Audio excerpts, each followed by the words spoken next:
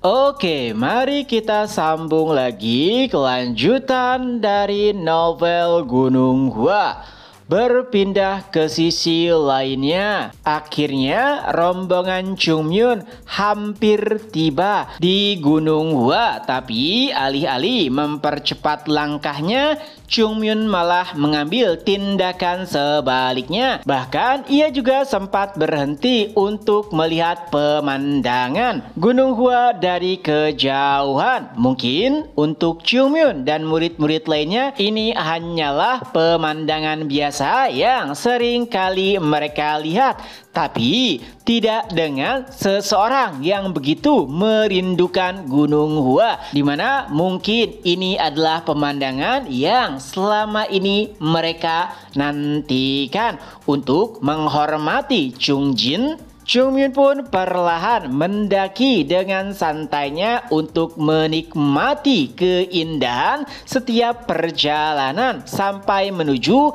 ke sekte Gunung Hua. Sesuatu yang sebenarnya jarang sekali dilakukan oleh Chungmyun juga murid-murid Gunung Hua. Di perjalanan tersebut mereka bisa merasakan keindahan sesungguhnya dari Gunung Hua. Baekchun dan murid-murid lainnya bahkan sampai tidak menyadari jika Gunung Hua memiliki pemandangan yang begitu menakjubkan, hingga mereka pun teringat sebuah pepatah yang intinya seseorang akan mengabaikan keindahan jika itu terlalu dekat dengannya. Baekchun dan yang lainnya sepertinya begitu paham kenapa Chungmyun memperlambat langkahnya. Mungkin itu untuk memberikan rasa nostalgia kepada leluhur mereka yang begitu merindukan Gunung Hua. Nah, murid-murid Gunung Hua sendiri saat ini hanya mendengarkan sebuah cerita yang intinya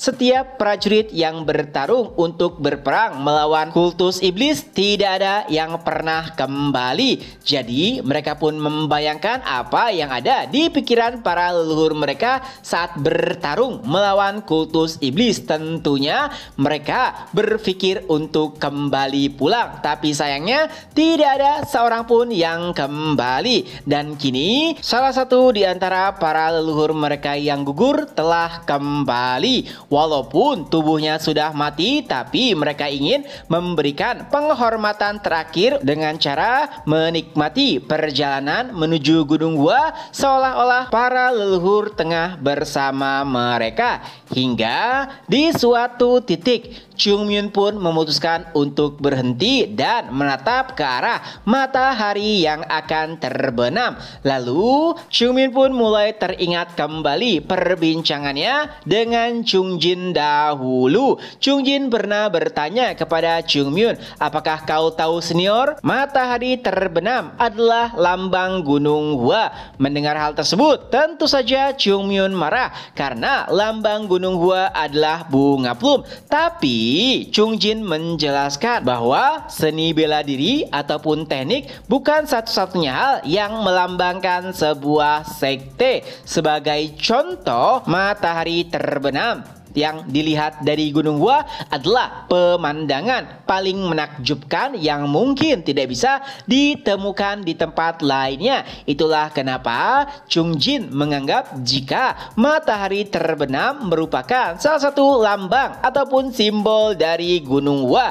Dan saat ini Chungmyun menyaksikan keindahan tersebut. Ya, pada akhirnya Chungmyun menyadari bahwa apa yang dikatakan Chungjin benar adanya. Pemandangan matahari terbenam dari Gunung Hua benar-benar merupakan pemandangan yang begitu menakjubkan. Itulah kenapa di akhir perbincangannya dengan Chungjin, ia berkata, "Senior, tahukah kau, aku begitu takut. Jika aku mati, aku berharap bisa melihat matahari terbenam dari Gunung Hua untuk terakhir kalinya." Dan itu juga alasan kenapa Chungmyun tiba-tiba menghentikan langkahnya, yaitu untuk menunaikan keinginan terakhir Chungjin jika ia kehilangan nyawanya. Dan sambil menatap ke arah matahari yang terbenam, Chungmyun pun bergumam, Chung Jin, ternyata kau benar. Ini adalah pemandangan yang begitu indah. Setelah beberapa saat menikmati pemandangan tersebut, Chung Myun pun kembali melanjutkan langkahnya hingga pada akhirnya kini ia sudah berada tepat di depan gerbang Gunung Hua. Lalu Chung Myun kembali bergumam, "Baiklah Chung Jin, akhirnya kita pulang." Dan setelah membuka gerbang, pimpinan sekte, para penatua dan murid-murid lainnya tengah menunggu menyambut kehadiran Chung Myun dan yang lainnya. Nah, di dalam perjalanan, Baekhyun sudah menuliskan surat terlebih dahulu kepada pimpinan sekte untuk menjelaskan situasi yang telah mereka lalui. Itulah kenapa Yunjong langsung bisa memahami kondisi murid-murid Gunung Hua yang baru saja tiba. Lalu mata Yunjong pun langsung berfokus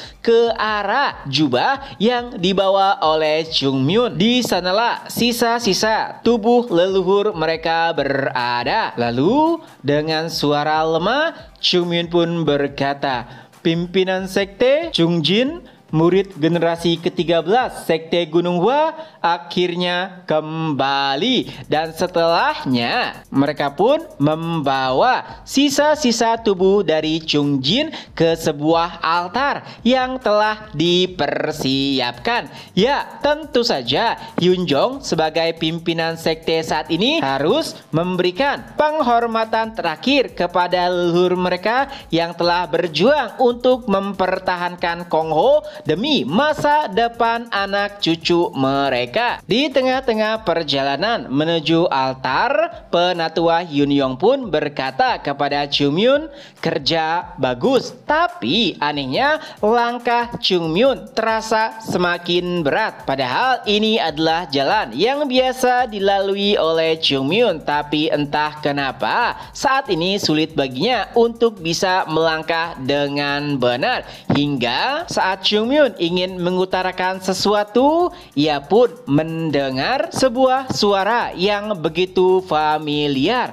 "Senior, apa yang sedang kau lakukan? Dari mana saja kau? Akhirnya aku telah kembali." Upacara peringatan berlangsung selama 3 hari. Ini adalah peristiwa yang tidak akan bisa dilupakan, terutama untuk 5 pedang yang menemukan mayat leluhur mereka. Tapi tentu saja di antara para murid, pimpinan sekte dan para penatua lah yang paling merasakan kesedihan dan juga penyesalan saat melihat sisa-sisa tubuh dari leluhur mereka, terutama Yunjong, karena ada kalanya ia nampak begitu kesal kepada para leluhur yang terlalu membebaninya. Ya, mengurus Gunung Hua yang runtuh karena kepergian para leluhur adalah tugas yang begitu berat. Itulah kenapa Yunjong sebenarnya agak sedikit kesal dengan para leluhur mereka yang terlalu memberikan tugas berat kepadanya. Tapi saat melihat sisa-sisa tubuh dari leluhur, Yunjong pun merasa menyesal karena pernah menyalahkan mereka. Itulah kenapa Yunjong merasa jika hatinya begitu sakit dan juga menyesal dengan apa yang pernah ia pikirkan. Lalu Hyun Yong pun menguatkan Yunjong sambil berkata, "Pimpinan sekte, tenanglah, di dunia ini tidak ada orang tua yang mengutuk anaknya setelah melakukan perbuatan baik. Aku yakin para leluhur juga tahu jika Anda telah melakukan tugas yang baik untuk mengurus Gunung Hua sampai dengan sejauh ini." Mendengar perkataan Yunyong nampaknya membuat Yunjong sedikit lebih tenang. Lalu Yunyong juga bertanya apakah mereka harus menutup tempat peringatan ini. Lalu Yunjong pun berkata, "Tidak, setelah 100 tahun pergi, akhirnya leluhur telah kembali. Jadi biarkan tempat ini terbuka sampai 10 hari ke depan. Nah, setelah setiap orang pergi, kini yang tersisa hanyalah Chungmyun. Sambil membereskan kuburan Chungjin, ia pun bergumam, bukankah ini adalah suatu kehormatan? Bahkan aku sendiri yang menggali kuburanmu. Dasar kau anak nakal. Jika Chungjin sampai mendengar perkataan Chungmyun, entah apa yang akan ia lakukan. Haruskah ia memujinya atau malah mengutuknya? Chungmyun pun terus mengoceh di atas makam Chungjin. Tapi ada satu hal yang Chungmyun yakini, pastinya Chungjin sangat menyukai tempat ini. Ya, karena ini adalah salah satu tempat di mana ia bisa melihat